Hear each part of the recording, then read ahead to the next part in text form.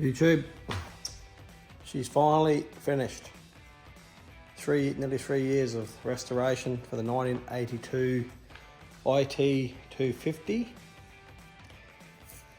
Done another video on the build process of what I've done to this, but she's finally finished. And so happy with it. Everything restored. Every part, every bolt I could. To buy some here and there, but every bolt I could. Everything.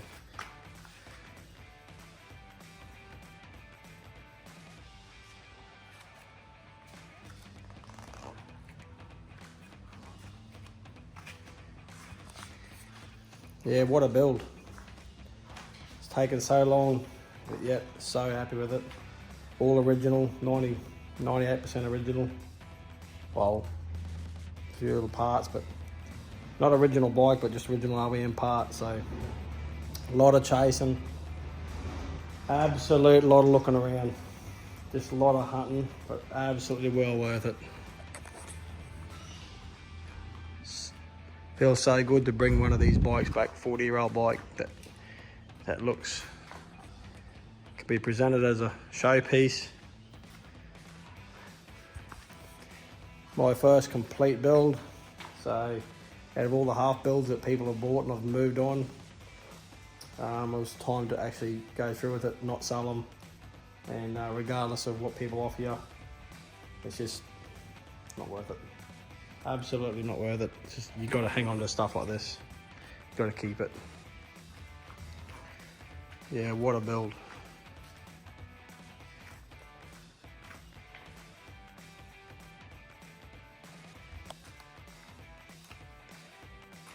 Genuine tar lights.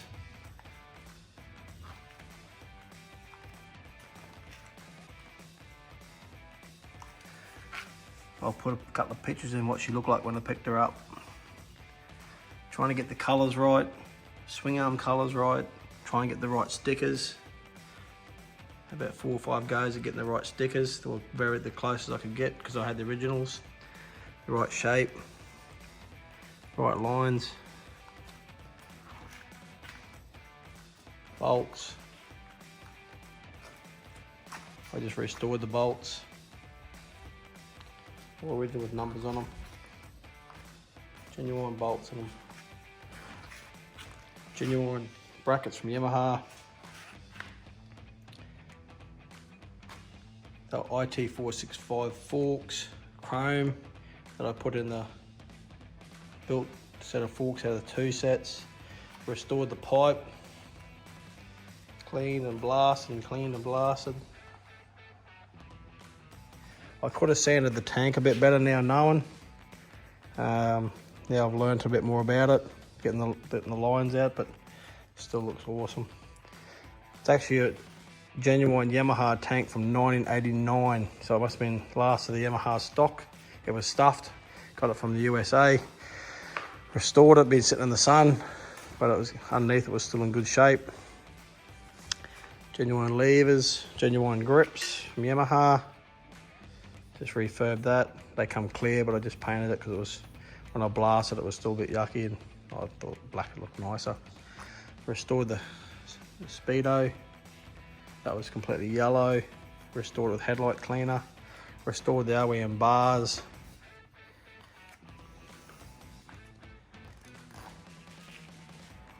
Blasted the cabinet, and the cabinet blasted just a carby to a matte finish, not a gloss vapor blast finish.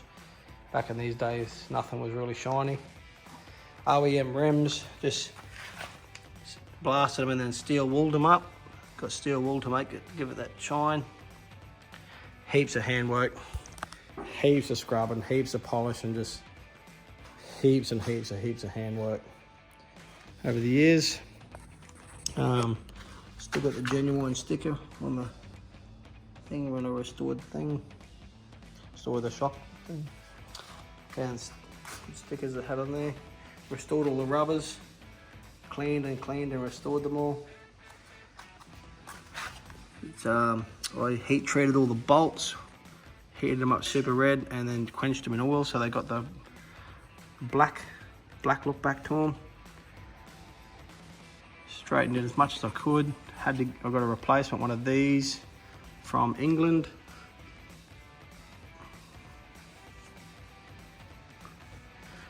Restored it all different shades of silver till I got the best one that I liked.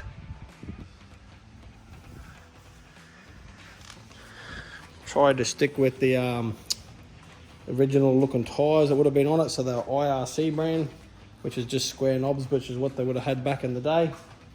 Nothing fancy back in 1982. Just an IRC Enduro tyre. That's exactly what they would have had, a nice big fat tyre. Nice big front fat tyre.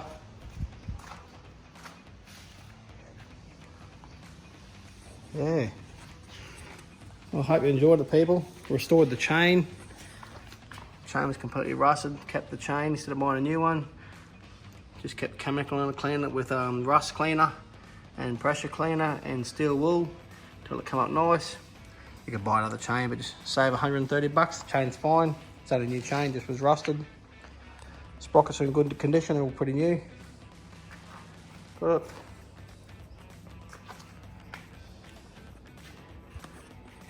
yeah, if you're going to pull on a job like this, you want to do it to a pretty high standard, prepared to do plenty of work and be prepared to have patience. Unless you want to send it out to people, but I wanted to do everything myself. Nothing was outsourced, and just wanted to restore everything possibly myself in my own shed, in my own time.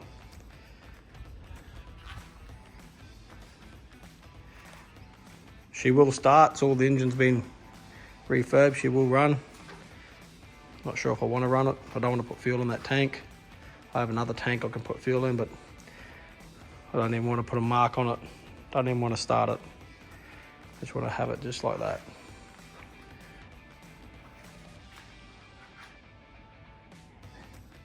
Maybe one day I'll start it.